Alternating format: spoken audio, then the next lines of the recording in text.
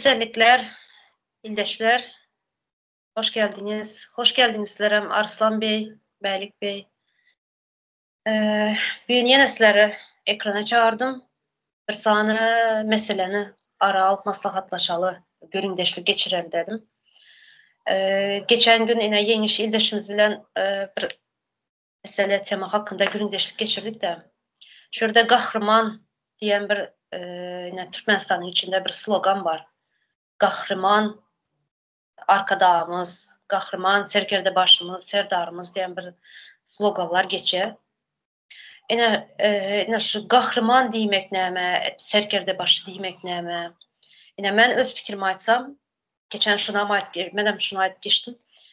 Kahraman demek, bir adam uruşa gidip toprağını korap, yani düşman bilen uruşup, savaşıp gelen vakti, yani şu adam şu uruşta ölse, şuna kahraman deyip koy, kahraman diyorlar.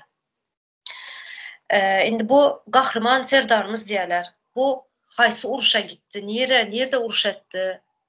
Sonra bu adam ölmedi. Bu adam ölmeden ne işli bu kahraman oluyor?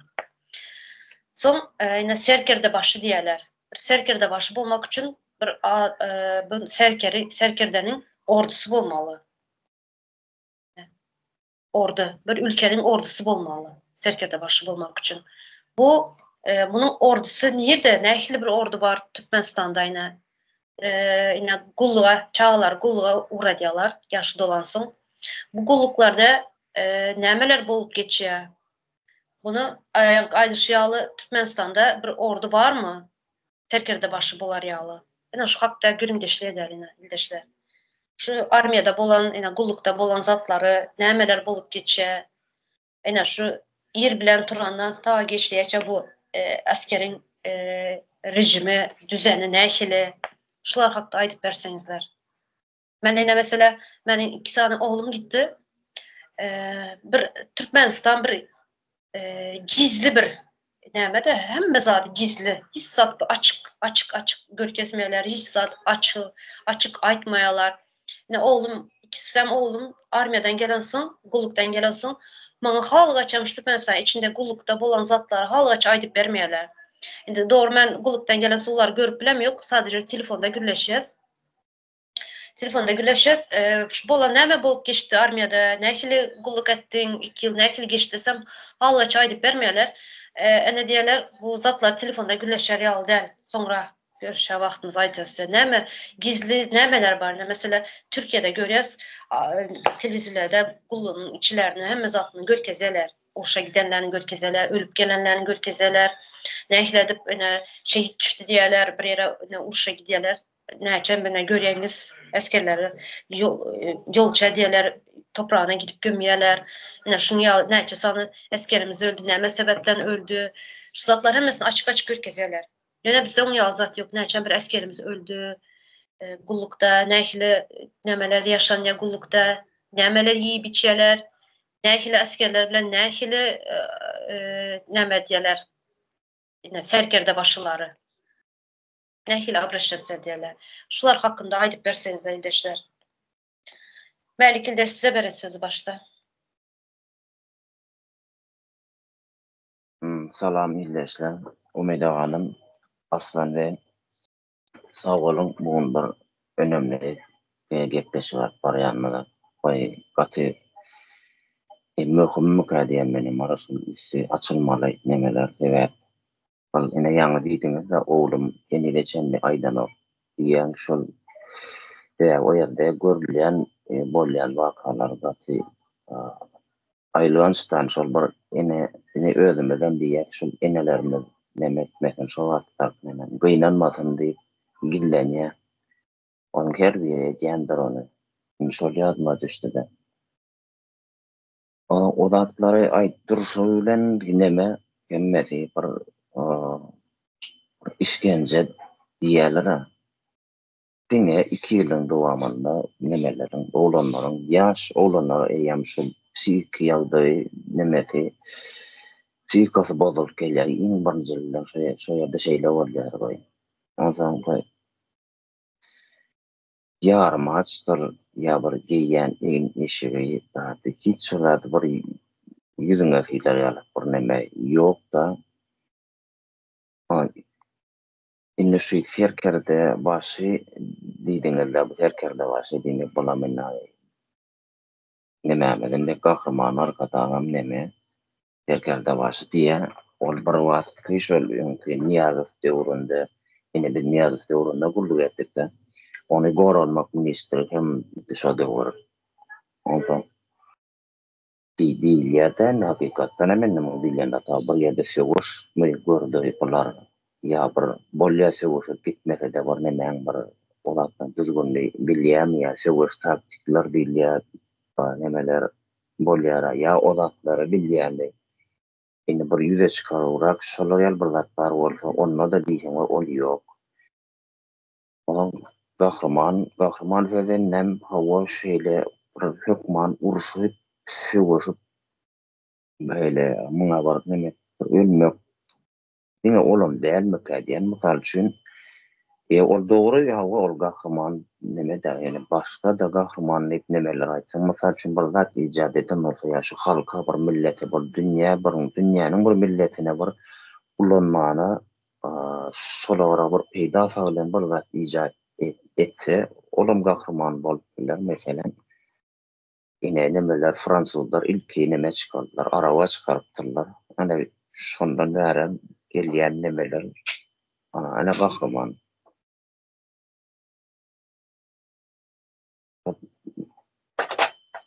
Soň başga da näme Bir minut sözünüz bölünmän aýdanım pamitniklaryny bärdine pamitnik suratlaryny goýýarlar mesela ine gahryman serdarymyz dep suratlaryny portretlaryny goýýarlar her ýerde bar gahryman ýani bir adam uruşa gidip ölse gahrymançylyk edip ölse şunun portreti goýulýar ine şuna gahryman diýilýär şunu aýtjak bolýar şunun pamitnik goýulýar şunun statuýasy oňarylýar şunun suratlary her ýerde goýulýar ine şu gahryman dip.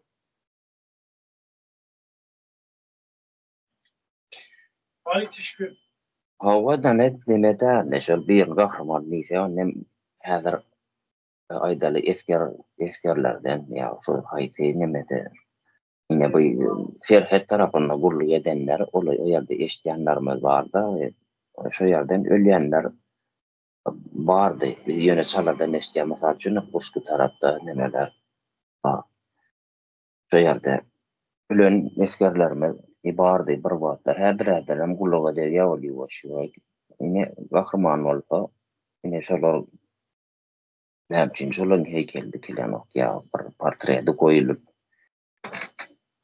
şu nemede Türkiýede men ýekeje bir neme ýer gördüm-de şeý neme jandarmana gast diýerler indi aýdanda bizde nemede harby bölümine şo ýerde nemelerini görkezýärler ine iňerki şo ýerde gulluk eden eskerlik ýapany şu bir nemede hatta şolaryň içinde hemmetiniň suratlaryny goýýarlar diýip bu halkyň gowly. Şol neme bir döwlet üçin, şu ýurt üçin şol bir nemeti bir goşan toşdy. Şol gidip köwüşmesede nemeti şu näýle bir nemeti bar bolsa bir gulluk hiç bir ýerde aňsat däldirne haýsy ýurtda bolsa bir köşençlik neme diýen bir taktik nemeleri turganlaşyklar bolýandyr. Her nemeler bardyr. Ýöne bular şeýtip bir neme bir hatyra goýýarlar. Planynjy ýyllarda gulluk eden eskerlerimiz plan ýerli wagty kana men de şowar saramene diýip pikir etdim de dedim. Bizde diýdim wepatlanan şolaryň ady sory ýetip bular ýöne gulluk etipdirler diýip diýdim de. Bizde bolsa näme ýani o terkerde başı arkada gahryman bolmaly, şoň heykeli bolmaly, şoň portreti bolmaly. Başga hiç kim ne ol töweregine bir indi bir on ministri zady.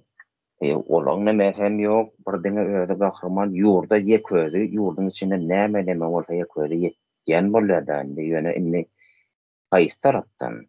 Haýsy tarapdan gahryman milleti bitiren üçin mi gahryman diýmeli ýa ýurtdaşyna kowdy diýin. düşman kowanyaly halky ýurtdaşyna kowupdy. Şoň üçin gahryman diýmesek başga näýlik diýjek. Ya näme edipdir? O ýurdun içini ekonomika bitdi. Şo tarapdan gahryman diýip bolar awa. Topragy guratdy.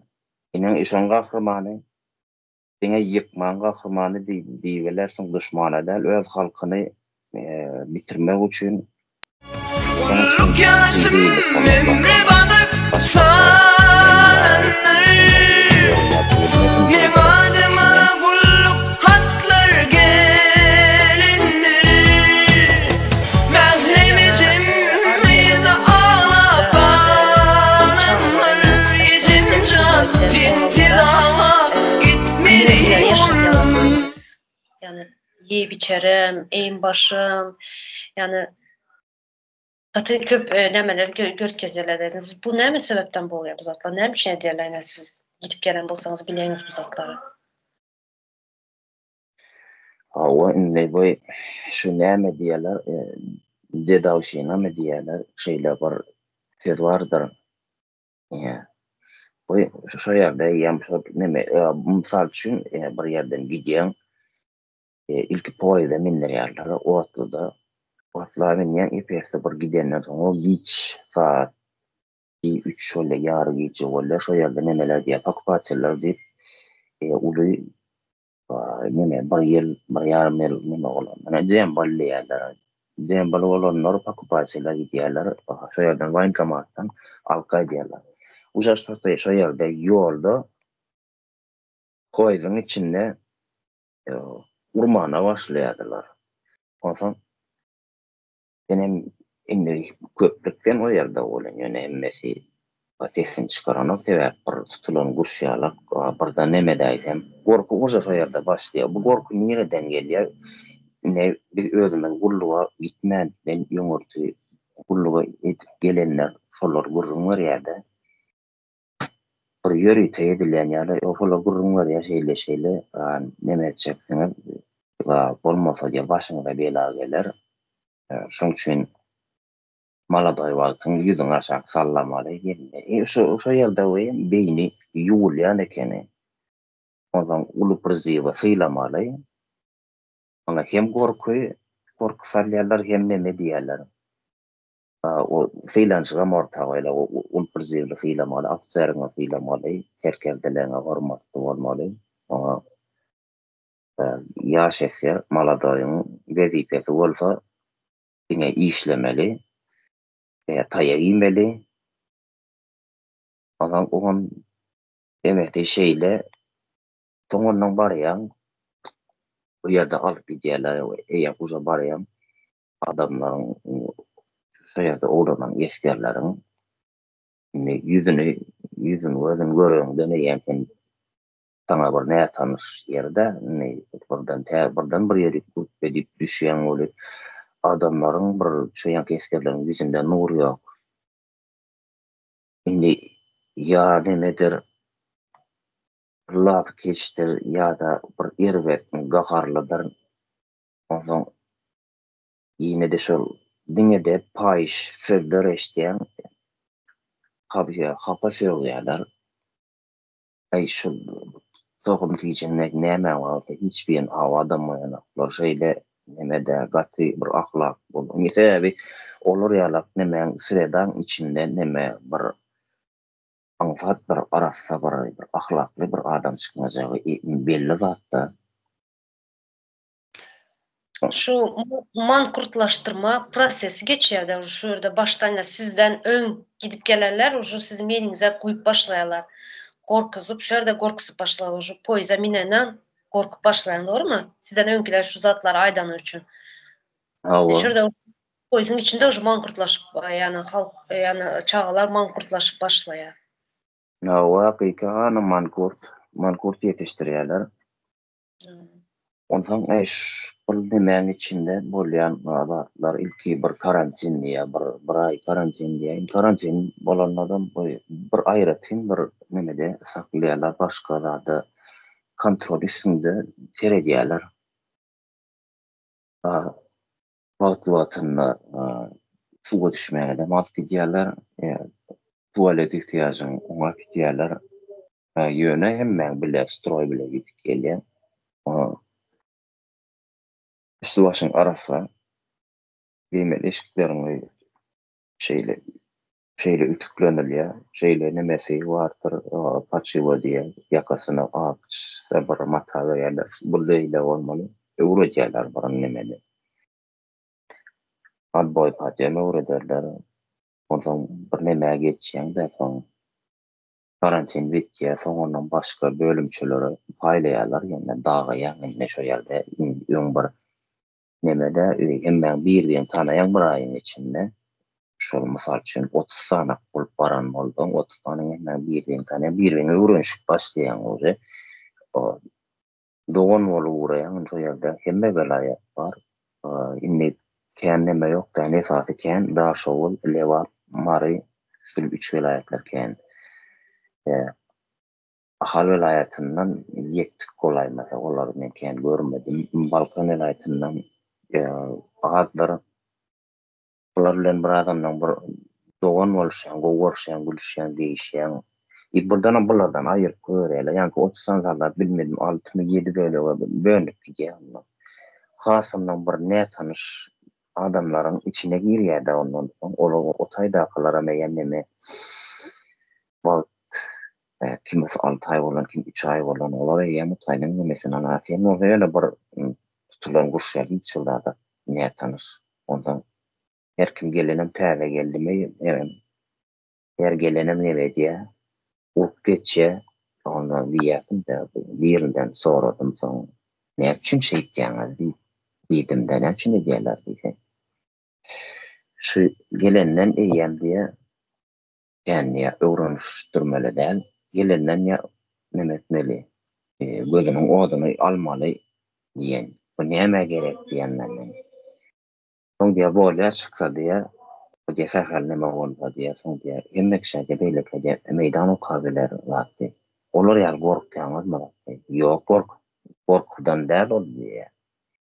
Ine diýe öz araňyzda diýe neme bolsa, o sehel ine şu biri nemetse mysal üçin bir ýüreklense başga ondan öwrenir, ondan soň diýe dem bir dilýän zatyň nemesi bolmaz diýe oň bilen dikleşip durýar diýe.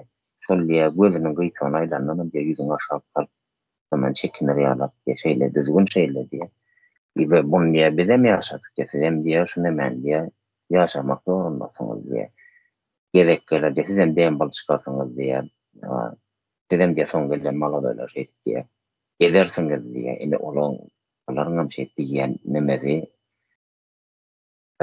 Garaz mun içkin girsen bir gat bir ullokan neme bar. Ýa-ni bir şeýle bir tragik bir nemeler var içinde. Kitap ýazyp bersen hem boljak şu benada film çeksen filmeme çekip bolar. Aýdyp neme etsen bu içinde işlesen saldadyň bir eskerin bir nemesi. Rozadyň üstüne bastınız hazır. Film çeksen gowy bolýar dediňiz. Mene näme üçin bizlerde ýa-ni gullukçylaryň filmi hiç çekilmeýär. Siz dowam edip durňaz gelemi. Film çeken o bir nemeni görkezdiler, haýdyr film. Näme şerket gorýan bir düşman gelen ýala geçýär. Şolka näme filmden bilem, o bir ýaşly adamyň turny uçup berýän bir neme bardy, ýa-ni saldatlara turny uçup berýän. Arslan sen eliň aldyrsyň. Ho. Salam ildeşler. Melik Bey, Umide Hanım. Salam aslan, hoş geldin. İlkimden yankı başta aydan yine vardı. Serkelde zat değiller de Gahraman zat şoňa bir pikirimi aýdyp geçeýin. Gahraman diýende bir ulu işleri yerine getirip yankı yurt meçberinde bir halkın yiğidi bolup yetişen adamlar şu işleri edenden soň bu adamlardan dövül geçenden soň gahraman olady. Şoňa çelle edermen bolady dep düşünemen men. Yani hazır biz mesela şu problemaları, imperiyanın bizlere getiren ziyanlarını biz hazır dile getirip biz şu zatlar aydıp geç otururuz. Bizden dövür geçenden sonra bizler kahraman olamız. Yani bu kahramançılık, hazır edermenlik diyen bir düşüncede iş alınıp oturan da insan yankı birinci harba gulluk dip aydıladı. Şonun özüye ilk bilen yanlış. Gulluk dep nemeye girer dep keli. Kul bolmalı sen diyen adam patsaznanesine koyladan bir kodlu sözler de bu. Yani sen kul olmalı dep adının üstünde bilen barasan kul olup elbette tez Türkmenistan'da bunun adını Hökman suratta değiştirmeli. Ondan sonra mene biz mesela eskerlik eden dövrümüzde hiç tam yadımda yok da neçe güllüğü ama şunu bilen karantin geçip tutardı. Karantinen bizde 15 gün oldu. Bir heptiden sonra yani 21 gün mü 22 günde ende bir daş olsa olan ildeşimiz özünü astı. Ondan sonra te gullu gutarınçemizem yenim neçe sana ulu priziften hem teze gelen priziflerden hem özünü asıp yoğalanlar oldu. Çünkü çıdap olmayar da tim böyle hem psikik hem fizik taraftan bir güçlü bolmasan, sağlığın bolmasan, organizmin güçlü bolmasa o bizdeki eskerlik yani kullukta çıdap bolmadı. Neyle olsa hem dine adamı döymeli, adamı ezmeli, yani şahsiyetlilik duygusunu yitirmek için bir imperiyanın koyu giden demeleri bu. Taktikaları. Daraz adam yetiştirmeli de. Ceredin şu tayda ulu prizifler kiçisini döyedi, kiçiler ulalan son ondan son kılarını döyedi, urup zat edip de. Dine şu tayda yankı adam yetişmelemez de şu prensip bilen iş alıp barıl oturan. Bu yem gelecekte yankı eskerlerini 2 yıl edip kutarandan son şu anın arasında bir özlerem dine zimleşti ve neme koyadılar ki ziyomda. Bu hemmesi bir yurdun bir adamları ya, halkı ya. Onun neme tapadı var. Bu ilten geldi, o ilmeden, velayetten geldi deyip. Ama şu anı ulanayarlar, urup zat edip. Şimdi şunu uran vakti yankı melik sonra işiniz yalı ne için ederler diyen vaktiniz şuna cevap verirler. Erkek olup yetişmeli, mehkem katılığı görmeli diyen yalı sözler bilen hamala yankı eskerlerin hayırına buların peydasına yalı edip görkezerler. Aslında yok on yalı değil. Son indi seredin yankı armiyasını kutaran adam diyelim Grajdankaya gelenden sonra yankı urulan yerleri var. O bu yadına düşedi. Bu bunda psikik ömür geçince travma olup kaldı mı? Ama kalandan sonra bu travmaları ağrı dedi. Libo istendik adamın içinde ağrı var da yani korkak olsun başka olsun ya neyle olsa hem içinde kaladı. Şu duygular neyem son yankı imperiyalar yankı yine de öz vatandaşına öz halkına protifiye karşı ulanmağı için ansat oladı yani tayin yiğrenci içinde tayar halk yiğitler olduğu için birbirini yiğrenip zat dediler. Arkayın ezip yok edip para verdiler de. Sadece uzağa gitmeli vatandaşına, ildeşine değil, öz maşkalasına medyalar. Yine özünün, yine öğlenden son ayalına, çağlarına hem uyguladılar. Yani hazır eşen barşı zatlar. Ne şil desem, yani psihiçski ucu bu ya kaydışınız ya psihiçski balnoy bolup gelir de çağlar yani gulluğa giden vakti son özünün maşkalasına uygulap başlayalar şu zatları. Son bu yine maşkalanın maşkala neme diyorlar düzgünü mü maşkala düzgünü maşkala institutu hem bu şuradan bozulup başladı şunu yalı yine mesela yine Türkiye'nin alalım ben şurada köp görüyoruz gulluğa gidip gelen oğlanlar gulluğa yine gidip vatanınızı korap gelesiz dep. Yani doğru berde Gulluğa giden vaqtı Uruşa giderler, Uruşa alıp giderler. Köp şehit bolanlar var. Yöne bize şurada hiç yani duymadık. Bir, Gulluğa gidip de tayak yedi özünün yanında yatan, yanında bolan olanlardan, gulluk taşlarından tayak yedi ya da eskerde başlarından tayak yedi. Şunyalı kıynadılar, urdular. Yani zaten eşitmedik bizler. Hiç yok berde. Bir Türkmenistan'da bolyamış zatlar. Ne işli bu, ne için bolya, ne sebepten bolya bu zatlar? Yaxşı sorak berdiniz Ya, Ümide hanım. Sovet devletlerinin hemmesinden var mı bu zatlar? Yani sizler gören son bileyinizler de bu zatları. Var. Bizden ululara hem sonra gördük mene berde Özbekistanlı olanlar var. Ularınki hazır biraz baş kaçarak. Emma şolarda hem opşum postsovet yankı yurtların hemmesinde var bu. Çünkü maksat gulluk ettirip otayda döymek maksat şu nimenin protokolü da bu imperiyanın otayda serenin sağlığını yitirdi. Köpsi hem psikolojik hem fizik hem yerden travma alıp gelediler. Nece ezik olsa nece korkak edip bildikçeler korkak edediler. Şu tayda sonra ruhunu dövmeye başladılar da son durmuşundayım bu adamları kontrol etmek ansat oladı. Korkak adamlar da höt değeninden kaçıp duradılar. Bu yörü edilen işler bu. Muniyem böyle ön eser uluttu başka milletlerin var dediysen indi hazır öz yurdumuzun içinde Türkmenistan'ın içinde şu an da tutturlar. Şu anı devam ettiriyorlar. Bu yine de bizim şu neme imperiye bağlılığımızı anlatandı. Şuna diyeyim.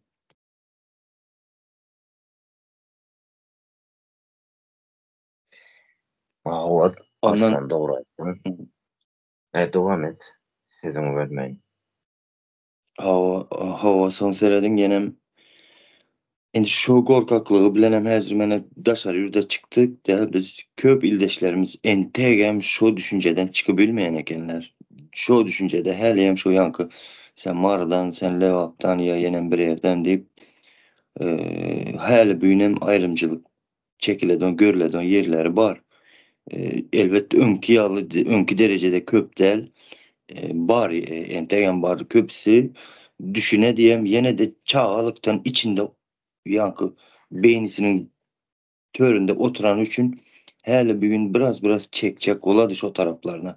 Bunu ben ünüs verip seyrediyen Gebri ildeşlerimizde göreyen şu yankı çağalıkta koyulan nimelerde travmalar var entegem ayırmak kıyın eken. Şimdi şu Türkiye'de hem işlep zat edip yaşaş büyüttüler hem şu tayda hem ullakan adam bolu gidiptirler seredin. Yaşı kırgıyan var, ellisiyen var. Şu düşüncede aylanıp yürürler. Hele bugüne çelli. Diyecek olayanım ayrılmayan eken de bu ansat yankı çağalıktaki koyulan travma ve patsazanısına koyulan düşünceler ayırmak kıyın eken.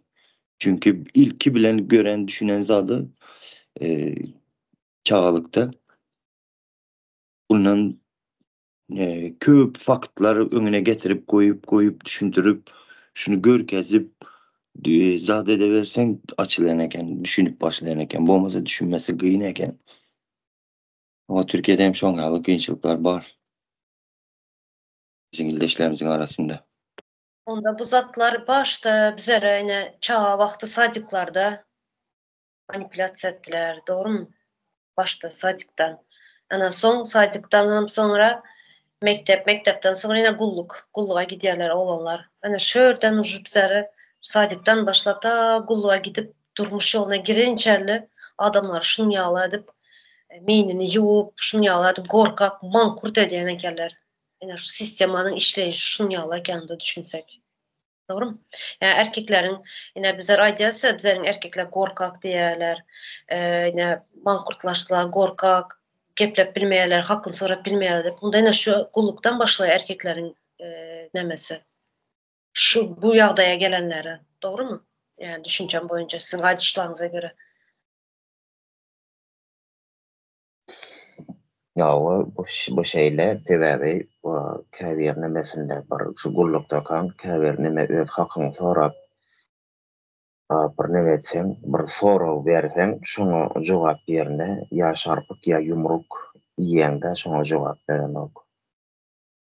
O bir öz hakyny talap edip bir zatlar neme etsen gönümel uruk koýarlar haýsam bolsa şoňa jogap berenok. Onlar etip ýüregi çakyp etip ondan gelýän neme şeyle olmalı da yine şu hakikaten hem şöyle ilki çağlardan oradan yine her oku mektebe giderler. Yine oğlanlarda ne diyenler oğlancıklar urşa mektepte orada ne bayı ne birinci şef planların birinci şef diye. Yine o çağları kim nereden geliyor bu nemeler diye de hayran alıyorum çağların yine. Yine bu gulluk yağdayı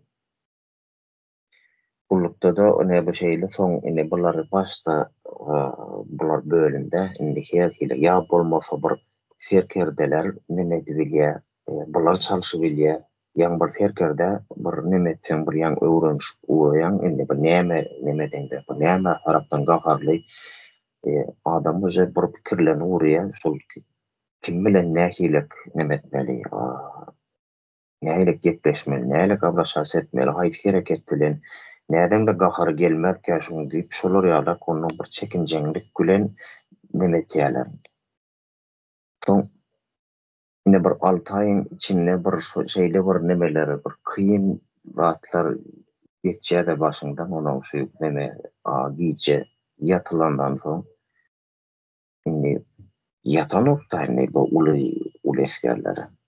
Olar ýatanok onuň nime diýerler bir alay etmek isteýärler her hile oýunlar edip onuň bu neme etmene ne käbir köp kişi nemesine onuruna nemeden nokta onuruna gidirbilen ok ene masal üçin diýerler berki jefi kaz üçe diýe kazarmak içinde diýe motor sürü oýna diýerler indi bulara gülk gerekden adamy bir aşagılayan motorun üstüne oturan ýaly edip eýlep gülep sürü oýnaýa şonu etdi onu köp kişi şon edef gelen ok etjekler meni onuruna gidirbilen ok ine muňa taýynjak tema bolsaň bir taýa giýmeli onu şunu neme boyun etmek üçin şonundan urýarlar ondan şol boyun bolsa ýa eder boyun bolmady hükman bir ýerinde bir neme bolmady ýa kellede ýa böwrekde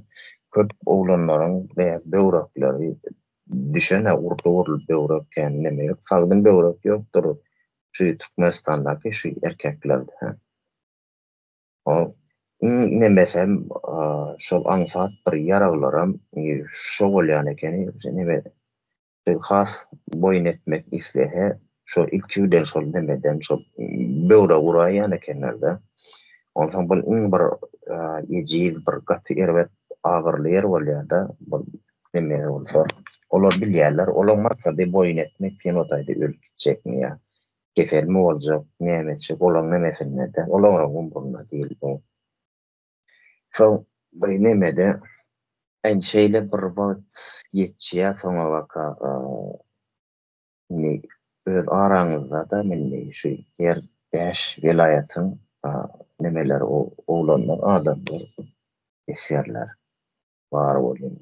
Soňra bulan arasynda öýdüň halisä psika bozuldy ken muň bilen bular bilen dogan ýalak bolup barsyň ona bular bilen birek düşman bolup başlaýan ekeni. Soňra diýerler ondan başda ne diýenler sen satyrsaň ýa sen marrok ýene bir onuhur sen bulany ýene baklajan diye baklajany ba o nemelere diýerler o Krasnovoddan battan nemeler var Azerbaycanlar var da şu Azerbaycanlarda da baklajan diýerler ondan bulan arasynda ondan uş başlanýar ondan her velayet öz arasynda örgütlenme başlaýar öz aralarynda örgütlenýärler inni Levatlar bir neme daşolar bir neme bir grup bolýar ondan toplu uruş gidiyor bulbularda öz araňda Yine benim şu nime 5 vilayetın biri düşman bolşy yine şu yerden başlanýar.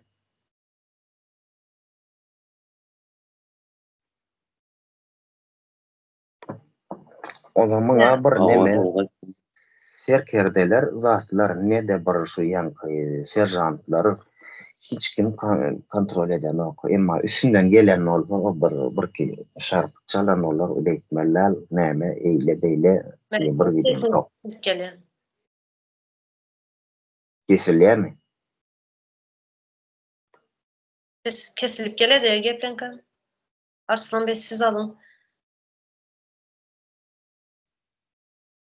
neme yankı opşim bizim eskerlerimiz bizi ezmek için koyulan bir neme de şahsiyetimizi döymek için ruhumuzu döyüp tayar gul etmek için en bir geçmeli nimesi bu eskerlikte.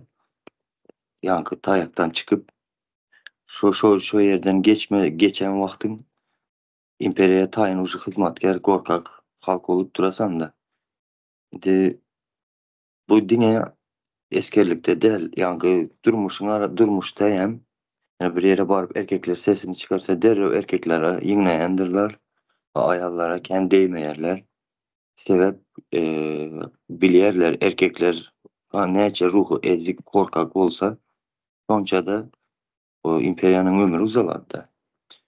Bunu kontrol etmek, ulanmak ansat oladı. Indi ulanış deyendeyim. Yani Türkiye'ye gelen, Türkiye'de köp ildeşlerimizi göreyen, özlerini ulantırıp göreyenler de şu tayda özlerine bir kere ne lisem bir $20, $30 işleme için birbirlerine kör motivasyon verediler de işlemeye geldik, işle yenen bir zatlar deyip Türkiye'de hem kösenip zat edip yiyorlar. Şu armiyadaki alan korku travmaları bilenim şu taydayım yankı sesini çıkarabilmeyin korku aslında entegem şu çağalıktaki korkuları zatları var da sesini çıkarabilmeyin yörler bizim erkeklerimiz o bu korkakların yüzünden hem beni maşkalalar bozuldu maşkalaları bozuldu yenim neme oldu her me acı durmuşu dine korkaklığının üstünden yaşa oturan bize şonun için hem eskerlikte vurup korkuzup yankı korkunu hükmanı suratta otkuzmalı bizlerin düşüncemizde de beynimizde şu yankı korku yalanı olsun ya doğrusu olsun hemmesini şonun için bizi ezip vurup yankı zat ediler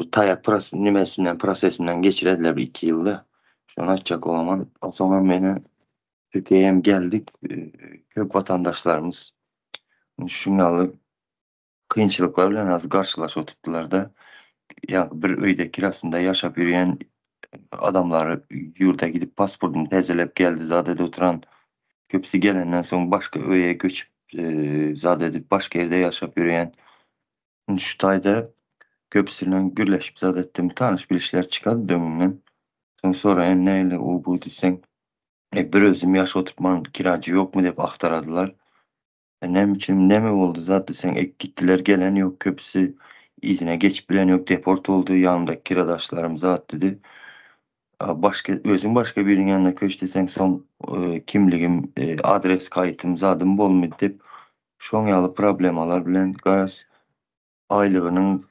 60% yankı dine kirasına veredi kalan yiyecek mi bu içecek mi kösenip yörler şonda yem deme yankı korkunun nimesi bilenem yurda gitmeyem iş yok güç yok günüm görülüm ben demem boşuna vaktini yitirip yörler de yankı hem zat korkunun aslında bolup duran zatlar şular o şunu koşayım dedim Türk'teki ildeşlerimize yani şuna kösenip yörler Doğru böyle geçtiniz bu zatları. Başlarsınız ben sizler güle tutma çünkü kullukta olmanım için bilmeyen bu zatları. Yani şunun yalı bir sorak çıkıyor da yine yurtun içinde diyorlar gül yağlı asıda yurdumuz var bizim yurtumuzda uruş yok şükür edinle diyorlar. Yine şurada yana Melik ildeşimiz aydıp geçti. Yine Gulluğa giden oğlanlar nemeden çıkandan neme dediler onu. Karantinden çıkıp köpüsü çıkmadan özünü asıp öldürüyorlar. Onun yalı havarları köp alıyaz. Yani bir silerden eşitemiyor uzatları köp gelip duran havarlara göre yani armiyada köp oğlanlarımız öldü. Önyem eşitledik yurtun içinde vakti yani hazırem eşitliyoruz. Bu uruş olmasa nem için bir gulluğa uğrayan çağanı yani halkın çağası dediğiniz yana doğru mu? Halkın çağası yani bizlerin çağımız. Bizler şunu yağladı yani ulaldıyaz, ekleyez çağanı yani bir ene ulaldıp terbiye verip eğitip onu gulluğa uğradı. Gulluğa giden sonra yani karantina çıkıp çıkmadan ya bulmasa birazcık vakit geçenden sonra bir yıl ya da 6 ay geçenden sonra bu çağanın ölüsü gelir. Köpsünün ölüsünden vermeyeler. Köpsünün ölüsünden vermeyeler de vermeden görkezmeyeler. Yani annesine atasına görkezmiş şunu yaladıp getirip gömüyorlar. Bu uruş olmayan bolsa bir yurtta gül ala güllük bolsa asuda asman bolsa bu çağalar bu gullukta askerler ne için ölüyorlar? Ne sebepte ölüyorlar? Ne için ölüsü geliyor? Sonra ne için bu gullukta ölen çağaların en atası sesini çıkarmaya? Sen iki ayağı bilen gitti çağan. Ne için? Tahtada geldi yani. Ölü tahtasında, Nemenin tahtasında, mezarlığın tahtasında geldi bu çağa. Öyle. Ne için bunun soranı yani cevabını soramayalar. Ne için sorak vermeyeler. Bu çağa ne için ettin? Ne sebepten bunun yağlı bolup geldi? Ne için öldü? Dep hiç kimse soramaya bu enata. Nerede bu enatalar? Bu çağanı bu yaşa getirdinizler. 2 ayağı bilen uğrattınızlar. Harbi gulluğa dep. Ne için bu çağanın ölümü geldi mağa dep. Ne için soramayalar? Çünkü bunlar sistemada, şunun atasıyam, şu oğlanın atasıyam, şu sistemada şu gulluğa gidip şunun yağlı zatları gören için bolup biler mi sizce? Tamam bir de hanım. Benim şuna gelecektim. Çünkü atası enesiyem yankı şu köne sistemanın içinde olaram yankı korku nemesini yaşayan üçün hem de bu tayda neme var da yankı başkalarının kem ölüp geliyor tane senin kem geldi deyip bular bir hili köşeştiredir onun yankı nesivesi eken ya manlayken diyen bir hili sözlerim ulanıp yankı enataları aldalıdılar hem de. Kudaydan gelen. Kudaydan gelen.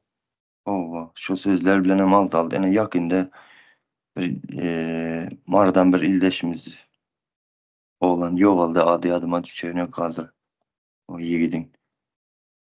Dayı hoca oğlan ekene özü gelen vakti ne ilzad etti. Arıklayıp zad edip kalan ekene. Yankı cesedi gelende. Garaz Adı şu Mergen mi? Oğlan. Mergendir mi? Şen yok yana gördüm havarlarda geldi ama katı inandırıcı. Sağdan giden arka neme böyle ölüsü gelen oğlanın. şu da şu bir yankı şu sistemanı değiştirip yankı cehaletten çıkmasak bizler de öz özümüzü yiyip gel oturan bir millet olduk. Yankı mankurt devam ettiğiniz yankı mankurtlaştırdılar bilerek esası gep bulanmalı da bizi ne edip bulanmalı olsa hem akıllı yoyup korku bilen hem mezadı salmalı içine şu halk sesini çıkarmalamaz başına hem olsa 4-5 tane dönüyor getirip koyarlar. Bu dünya imperyanın taktikaları da bu. Şu zatların içinde yaşapıyoruz. Şunun için Enes Atası hem sesini çıkarıp bilmedi. Başka karındaşlar hem sesini çıkarıp bilmedi. Hiç kim sesini çıkarıp bilmedi. Ama yine de şu tayda bir zat bellep geçesim geledi. Atasına sereden de eneleri köp canı kadrondurlar şu zatların üstünde. Sebep ene mehri var da böyle bir enenin Zeynep başkalarının güçlülüğünü anladı da bu zatlar. Köpünce hem yani armaya kulluğa giden vakti ataları varıp izinden görmeyendirler. Eneleri varıp göreyendirler. Çünkü ene de enenin gücü güçlü olan için yani çağanın aladasın hem köprağı hem şo edede de durmuşda.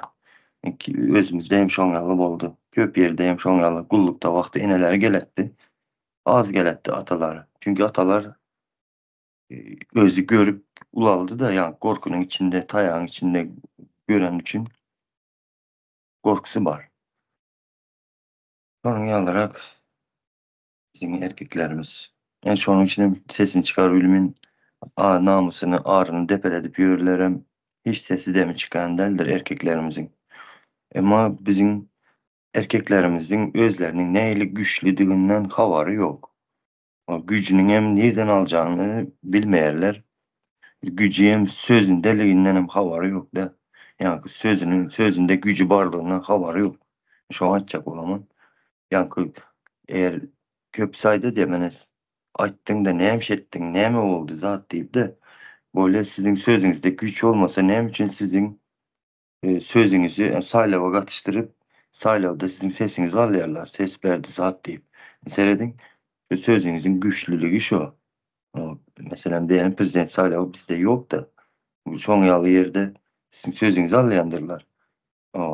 Doğru dälmi? Şu sözüňiziň güýçi şo ýeşle şonu düşüntiresim geldi. Hemme yerde, bütün dünyada, bütün şu yeryüzünde en güçlüsü halk. Hemme zadyň eýesi halk, toprağın eýesi, ýurtyň eýesi halk. Toprakların, ýurtyň eýesi bizler. Şu halkyň çağası dedik ýa-ni. Halkyň çağası giden wagty näme edip uğradan bolsaňyz şunda etmem izine gaýtmaly. Eğer uruş bolmaýa, uruş ýok ýurtda, çağa näme giden bolsa şunuň ýaly edip izine gaýtmaly. Ine ýa-ni şurda Mälik ildeşimiz aýdyp geçdi, Türkiýede ine de jandarmalar dedi, harby gulluk dedi, nämeler, suratlar goýulýar dedi. Ölenleriň, gahrymanlarynyň suratlary goýulýar dedi. Ýöne bizlerde mine ölýärler. Näçen bir çağa öldü gullukda. Näme üçin olaryň suratlary ýok? Çünki ular uruşa gidip gahryman bolup ölmediler. Şu anda şu gulluk eden yerinde gıynap öldürdüler o çağalary. Azap berip öldürdüler. Şunun üçin hem suraty goýulmaýar. Şunun üçin hem ýok.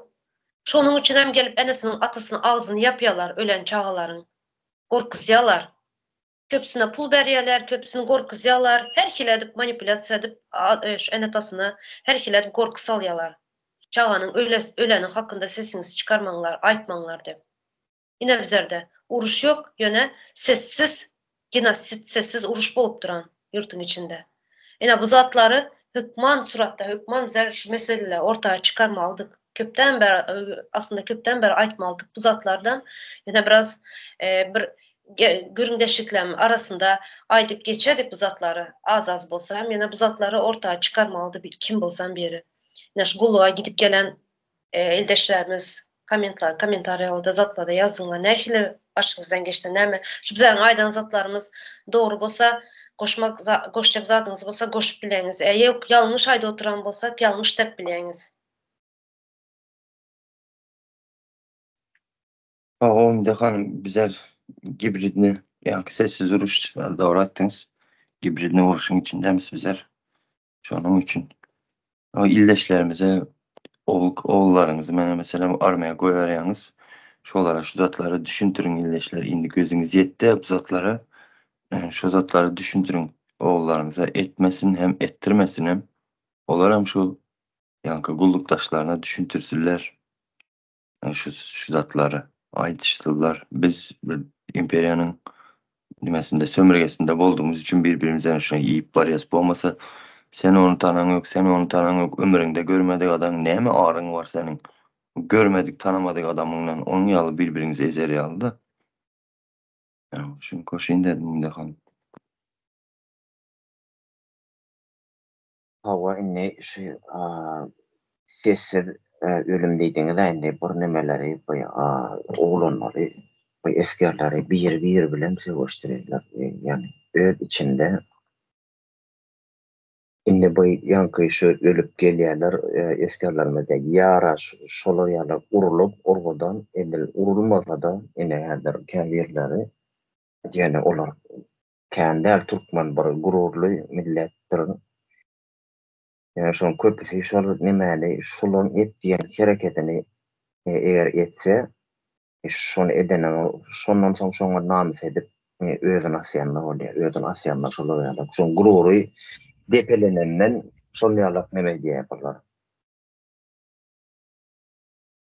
Şonu gururu depelenip şonu özüne nemesine iyidirbilmem soňundan namys edýär ýa-da ol bol gülýe üstünden gülerler birleri gençler ýaly getdiň beýle diýip ondan soň insanlar özümiz bir ýerde birine şaýat boldukda neme oglan nemedidir özüni asypdyr 3 gün tapylmady. Ondan soň nemedi bolgol doňuz ýatak bolýar. Doňuz bir var doňuz keretipdirler diýe o ýerde. Ondan soň nemede bir ýere şo ýerde görüpdir. Planex özüni asypdyr diýdi. O vakit bardyk alallar diýen ýakyny 3 gün geçen adam şeýle bir neme ekeni. O durdukça uzayan 3 metr bolupdyr ýankyçagy var. Köpse gorkup nemedi barwan bilmediler. O sebäp gaty bir aýrynç bolup durdy. Şol sünkler zatlar nemediýänler da uzar gidýän ekeni bar. Uzyňja hotaty. Ama ýükden alyp köpse gaçyp gitdi gorkup kim meni gustapma gaýry nemeler vardy. Ondan soň bu näme üçin bir näme etdik diýip neme etdiler. Sonra näme üçin beýtdik diýip etdi. Onu ýöne bir käýer olanlar bilýärdi. Biz bilýärdik käbir şu parada gidýärdik-de bir şu parad geçýärken şu Aşgabatda ol stadionda zatda tribunada parad geçýärdik. Şonda or indi bilen şaýat dolanlar indi görenler vardy. Şo ýerde bir bir sersant onun yüzüne tüykürüp diye şov ederek. Biz onu bilýär, onu gördükde. Ondan ol bir boldy. Soňdan şol nemede soňra eýgünip gördükde bolýan nemesine ýani şol bir ýygyna atwet beren bolsaň sen neme bolardyň atwet bere bilmediň zat etmekdi. Şol beren bolsa oň sen öýde aşak neme düşýärdi. Şol edilmedi neme ruh çatmakda.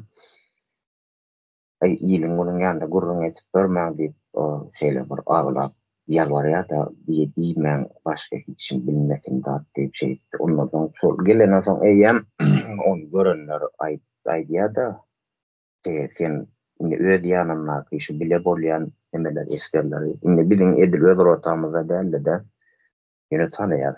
Şol özüniň kular şeýle üstünden gülelmedir, bara nemesi düşýärmi, şoň bir awray düşýärdi. Soňradan azar berenler gatken bolupdy, soň nemeler gatdyr, soňlar açyldy, soň öz bir şu terkerdesi ofisiýal tarapyndan edilipdir. Şol insanlardan şol çydamanyň şondan soň nemeden eken oň habarlaran ýok. Indi hanyman terkerdesi bir özün asarsyň eskerin 3 gün ortada ýok, sen näme işleýän? 3 gün bolupdyr diýe.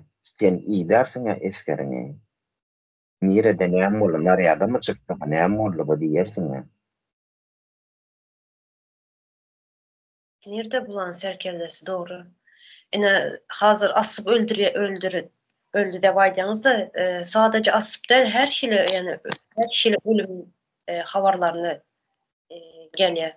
Mesela yakın bolup yakınamız bir 3-4 ýyl bolandyr. Bir ýere awtobusa gidip oturan ýerde awtobus näme bolan dağın arasında çöpe bolup şerде näçe bir esker öldü. Näme üçin gidip oturanmış birinin atyzyndan bir bağında zat toplamağa, piste toplamağa dedilermi? Bir zat toplamağa gidip oturan yerinde şöyle avtobusu döndürilip şöyle näçe asker öldü. Ýa şunun habaryny hiç kim ýa aýtmaýar, ene atasy çykyp aýdýarlar, ne başgalar habarlarda aýdýarlar. Ýene berde türklerde habarlarda görýäs köp adamlar gulluğa giden askerler ölen wagty telewizora çykyp habarlarda aýdýarlar. Ýöne bizlerde näme üçin watan satan habarlarında başka bir jurnalistler bolsun, başka bir gepleşikler bolsun. Näme üçin şularyň hakkında hiç sat aýdylmaya? Näme üçin bu çağalar imsim sessizce ölüp gidýär, gulluğa giden oğlanlaryň çağalarymız. Näme üçin hiç sat aýdylmaya? Hany bu gahrman arkadaly serdary serkerde başçysy bolsa, bu gullukdaky oğlanlaryň çağalaryň serkerde başçysy bolsa, bir ordunyň serkerde başçysy bolsa, bu näme üçin çykyp bu zatlary aýtmaýa? Ne? Hany harby gullukdakiler, serkerde başçylar, siz näme üçin bularyň jogabyny bermeýäňiz? Bu ölen oğlanlaryň näme sebepden öldü? Näme başyna geldi gullukda? Uruş yok. Yurtumuz asuda. Ýöne bu zatlar näme üçin aýdylmaýa? Bu ölen çağalar imsim sessizce ölüp gidip dur gullukda. Ne bir normal pitanyası bar bu. Men ine özümün çağımdan, özümün oğlumdan bilýän. Her haftada pul uradyp durýardym. Yemeğe zat yok diye daşara çıkıp zat alıp yiyediler. Ne için gulluğa giden oğlanlara vatan korayıcı diýerler. Bulara ne için doğru düzgün pitanya yok. Ne için bir doğru düzgün bir garayış nemesi yok. Gulluğa giden oğlanların askerde. Ne için? Hani? Gahrman serkerde başçısı. Nerede bu? Bunun cevabını kim vermeli bu anetalara? Bu vatan halkın oğlu, halkın çağasına buların bolan zatların cevabını kim vermeli? Serkerde başı bolsan sen vermelisin. Sen özüňi serkerde başı edip aldın ya. Hem sana serkerde başı diye, gahrman serkerde başımız diye. Buların cevabını da sen vermeli. Serdar Berdimuhamedov. Gurbangulu Berdimuhamedov. Ve kimin arkası bile serkerde başı bey. Buların cevabını bizlere, halka sen vermeli. Bizlerin çağalarımız gulluğa uğratyaz. 2 ayağı bilen, yine ölüsü gelýär. Buların cevabını sen vermeli. Serkerde başı bolsan.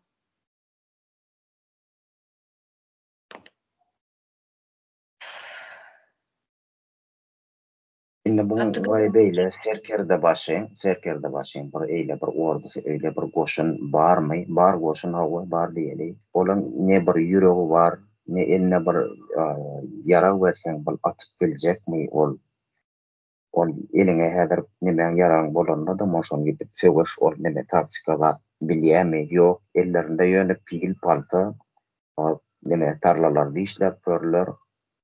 Mana bir gulluq eden döwürde ýörekde şoňa 60-lyk ças dep, häkimlik ças dep. Biňe işçi ýetişdirýän neme bar indi bizinde paltyň döwür bir palta gidýärdik, bilek gidýärdiler. Ondan soň paltyňdan soň ýok boldy bizne ýönüp edil ýörekde bu şolar ýaly gary işler tarlalarda işletmek üçin ýörekde şolar ýaly täze bir harby gulluq açyl 60-lyk ças sepine bu arslana bilýänler. Olar otawa metiplerler. Yapar, o nähilek esker bolýar. Esker şeýit o nämedi işlemel diýen zat ýok, watan woramaly. Ondan hany bir bulan bir ne bir garny doýa bir imet işen gaty pes demede şeýle bir düşük bir kaliteli nemeler. O nemelere top gara atylýan kepek bar, kepekden şonu gaýnadyp şoňa bir nemet ýerdiler. O ne duz wa ne yağ wa ýa-da suwa gaýnady. Şolar ýaly demeler goýarlar bir zatlaryň bir ip köşürek bir zatyň tagamyna berýärdiler ýöne. Şol bir ýadyma düşýän. Bolmasa hiç bir yer ýalyk nemeden ne renk bar. Ine ondan bir eňleşik üst başy. Şol meher bir 3 aýdan çalşylmaly diýerler-de, ine şo nemesinde her 3 aýdan 3 ay belki 6 ay mı? 7-2 aydan bir gelip eşitler yanmaklar oluyor. Ayaklarına ne berýän batinkalar var. Olar bir nemedel, bir kaliteli nemedel. Ya aşağı kaçar. Ondan şol bir giyce içinde şol bir nemedel, köwüş tikmeden zatdan baş çykkan eskerler zatlar bar bolsa bulara berýärler. Giden eskeriň şo ýertilen basinkasyny mysal üçin bir baw bolsa şunu ertileçen ýetişdirdi. şu bir eskere var ya, bu eskere yatıyor, şu birem paçimka tikmedi. Nämemişin beýlekiler dikin işin bilen okmaşyn, olar bilmese o çağa günäkarda bir yere yetişmese ertesi yerden yine de oynamayı taya giye. Yine şu garan neme sen yöne bir gözün gıytağını aylasana borlu yetik sana nemeden bakana yetip olsa o yerde taya yiyecek mi? Ve buna mara tayak urlayanlara mara hamala bir su bir uç taktiklerini öğretken yalak olam şeyledi bir gurlayalara mine bir en namın diye tayağı bir şişse oldu yani erkek adam şeyle bir kolmadı. Sen onda real bir kullanılmış, onda sen eskerler elde yara ve seviş taktikanın ya bir ulu bir spor zal açıp yaptı. Turganda spor türü meşgullanır olur yani birikme şeydip adamın ruhunu dövüp yani nervüsünü oynap şey bir psikikası bilen oynarken beytip adam bir bedenli adamı yetiştirecek oluyor. Bu ne hile deme. Ve adam bir derek yönü bir manyak bir jistok yetiştiriyorlar. Hem korkup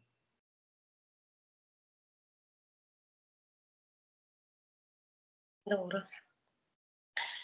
Ine ben şurada özüm ene bolan için ben yemine 2 sene oğlum askere gitti, gulluğuna edip geldi. Yine şular ikisem gelince menin şu yüreğim bir kaşıkkan boldu. Da kutarıp gelinceyle. Yine şurada enelere yüzlenecek. Doğru ben 2 oğlumam giden vakti ikisini hem idep bilmedim. Doğru düzgün. Hemçinin hemen berde yurtun daşında işle bunlara pul uğradıp durdum. Gulluka gidenlerde. Her hafta pul uğradıydım bunlara. Ya da şu yurtun içindekiler olsun, yurtun dışındakiler olsun fark etmez. Eneler size yüzlenyen. Menem bir ene bolanım için. Menem 2 oğlanı, vatan oğlunu, gulluğa halkın oğlu diyeler. Vatanı korumak için gulluğa uğrattım. Benim 2 oğluma vatanını. Yani doğru uruş yok bizlerde. Vatan korakçılar diyeler. Uruş yok diyeler. Yani şundayım. Şu gulluğa edip geldi benim 2 oğluma. Sizlere eneleri yüzlenyen çağlarınızı gulluğa uğradan vakti iden şuları. Eskerde, serkerde başısı kim, eskerde başısı kim bolsan bilmeyene anırda nämeler bar, nämeler bolup geçe. Şuları iden hiçbir enenin yani başına gelmesin bu zat. Hiç kim çağam dep ağlamasın, hiç kime dilemeyen bu zadı. Yine halkın çağası diyez. Hiç kimi ölmesin. Yöne başına şunun yalı bir zat gelen vakti eneler sizden hayiş. Bunu hakkını soran. Sessiz oturman. Hakkını soran. Ne için öldü, ne sebepten öldü? Bu zatları soramalı. Bunlar soramalı çünkü siz gulluğa da uğradığınız, vatan üçün, vatanı korasın da uğradığınız bu zatları hükman soramalı eneler. Size yüzlenyen.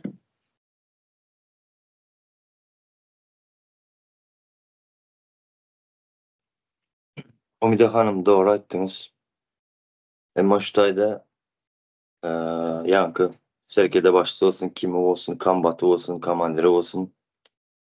Bularam yankı eskerin durmuşunda 2 yılında vajin rollarda oynap duran adamlar da sizem öz halkınızın oğullarını yani gelecekte sizi bakmalı, bular işlep sizin pensiyanızı 65 etmeli çağaları sizem şu yerde goran ve doğru düşünceli yetiştirecek bolun. Sebep hiç kimem çağasının ölümünü istemedi. Ondan sonra yankı ulu prizifte hazır mesela mene gutaracak ol oturan oğlu gutaracak olup gel oturan en atalar vardır. Sizem oğullarınıza can edin, yetirin, duydurun, düşündürün. Özünden gelen kiçik priziflere o el kaldırma deyin, o doğru düşüncede bolun deyin. Sizler hemmeniz vatandaş, o bir yurdun adamı. Bu indi o imperiyanın oyunlarından çıkın. O dep çağlarınızı hem düşündürün. Afserler size hem çoğun yağlı yüzlenemen. Bunları çağlara düşündürün eskerlere. Sebep bu yaş nesil bizim geleceğimiz. Ya hiç kimem çağasının ölümünü istemedi. Ondan sonra birbirimizi hem iğmeyenimizi hem koyalım ildeşler. Çünkü yurt bizinki, vatan bizlerinki. Şonun üstü aşağı insan hemme baylığı bizim özümüzün hayrımız için. Yani birbirimize eğe çıkmadık, birbirimizi zimlersiz ettirdiler, iyidirdiler, vurdurdular, bastırdılar, her zat ettiler, sağlığımızı yitirdiler, korkak ettiler. Hemme zat yine de şu zererlerin içinde özümüz yaşap otururuz. Yani hazır aydiyağınız köpünüz, kan yiğitler diye yurdun dışındakiler bir sesini çıkaravaysın diyeniz. Ama 15 yıl ya 20 yıl bundan önkü eden yani mana näme eden ziyanlarınız boldu. Ene indi şonun nimesini alıp meyvesini deyim de. O. Yani şonu indi çek oturup da ildeşler. Aylanıp yine de özümüze gelip deyedik hepin kıskası. Şu zatlara ulu bir halk olup düşünmeyimizi istemen şunu aydın dedim ildeşler. Doğru. Doğru geçtiniz. Yani bu çağlar sadece şu çağ doğup ulaldan en atanın del hemmemizin hem çağımız. Halkın çağası bular. Şu gulluğa giden çağlar hemmemizin hem çağımız. Şunun için sadece yani bana näme benim çağım del, benim çağım ölen yok ya da benim çağım zarar gören yok. Hep sesimiz çıkarma oturmalı değil. Bizlerin vatanın çağası, halkın çağası. O E, bakalım söyledin. Ağzı vermeni şunu aydın da bana hazır şu ofitserler korkak edip urup zat edip yetiştirmedik olsalar da vaktinde şu atvestin üstünün boynuna alıp doğru karab yankı eskerler korkak olmayan ezik olmayan olsaydı biz bugünler munyalı yat yurtlarda işlep kazanıp ya kazanç değil de bu kulçuluk edip yüremezdik bu tayda yani. Bu başka yurdu östürüp özümüze hiç gelip eylası yoktur. Yine de özümüzün yurdumuz tozap yatan ne yolu var ne kanalizasyası var ne interneti var. Yankı şu armiyadaki korkak edip koyuyoran o çağalarınız yani bugün olsa sesini çıkar bilmin yurdu harava eyran edip sömürüp yürüyen bilmedim orası yenem kitayı dedi mi bugün havardayım çıkıptır yani eyranın üstüyle yenem biriyle garaz sömürüp yatıptırlar şu zatlar emmesi birbirine bağlıdır her kimin Hava öz işini doğru düzgün etsin ildeşler. doğru. Yani kim özünü ben serkerde başı dep koyan bolsa, serkerde başı eden bolsa özünü yine şundan soramalı cevabı ildeşler. Sen serkerde başı bolan bolsan, sen bu serkerdelerini koramalı. Bir zat başına bir zat gelen yağdayında bunun cevabını sen vermeli. O bu hemen aylanıp duran çarpı sistemanı bozmasak tezi Türkmenistan'ı kurmasak bolmadı ildeşler. Cemli Ne yan misin? Hava şurada şunu yamaydıp bellep geçin. Yani şurada sözün gepleşin başında Melik ildeşimiz aytdı köprağım Daşavuz'dan, Lebap'tan köp dedi. Yani ahaldan az geldi dedi. Nem üçünden de yine şu bizlerin bir merkez sisteması var. Yine şu ahallar, aşkabatlılar şu zatları köp nem etmeyeler. Gulluğa köp gitmeyeler. Gitseyem atasının öy yağlayıp pul tölep gulluğa edip gelere. Yine şunu nem etmeli de bellep geçmeyeli. İldeşler. Şu zatlar bilerek edilýär. Özüne ministerswada işleýänler, ulu wezipede oturanlaryň çağalary gitmeýär. Ýöne bizleriň ene şunýaly sada bir halkyň çağalary gidip şunýaly diýip ölüp gelýär, azap görüp gelýär, kesel bolup gelýär.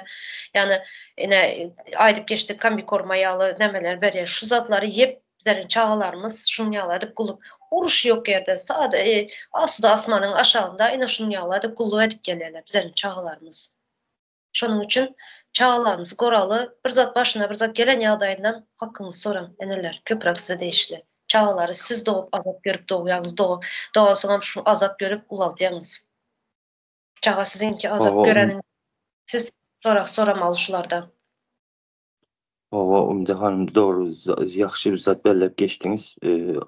Yankı Aşgabat'ın ahalın ki zat deyip de hakikaten hem şu tayda hamala ahalın halkı ayratın bir enayi bular DNA'lı düşünceler ot kızma için şu yerde yani ne eldiysen bir heli özlük Türkmenistan içinde ahalski ambitsiya deyimi, ne mi diyeyim, şoň ýaly bu zatları döretmek üçinem şu yankı olaryň çağlarına pul telep yaptırıp ýene bir zat edip uluny ettirmin şoň ýaly zatlar dörediler. Bu zatlaram ýene de aýlanyp özümize ziýany bar da bu yankı ahalski ambitsiýany ýaşap ulalandan soňra başga vilayatyň ildeşlerini baryp ezip ýa-ni çerjebe gelseler gyzlyk gerek, o gyzlyk alyp gitjek, o sen näçe gyzlyk aldyň zat diýen rahatlyk bilen öz milletini ezip bilmek üçin şo ambitsiýalaryny döredediler-de şo taýlarda.